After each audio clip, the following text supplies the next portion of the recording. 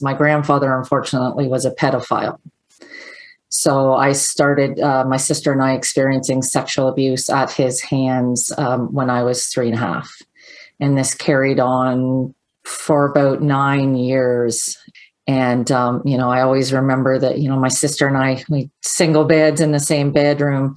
And, every Monday night we would just be laying in bed listening for that squeaky step that we had in the house as my grandfather would make his way up the stairs, and we would be waiting because we knew what was coming. Everything came out, and my grandfather was arrested.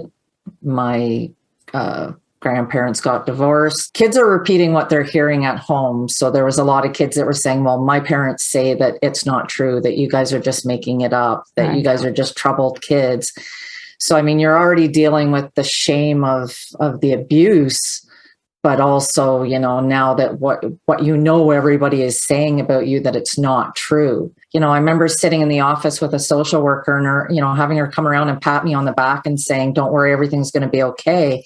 And I'm like 12 and a half. I have no idea at this point in my life what okay is. I always felt out of balance with my life. And I always say, like, my first childhood memory is sitting alone out on my grandmother's porch. And, like, all the work that I've done looking back, like, I look on that child and how lonely that child seemed and felt. And I think that that's really how I felt at the time. I felt so all alone. And here I was, 12, and I had just lost the only family that I knew.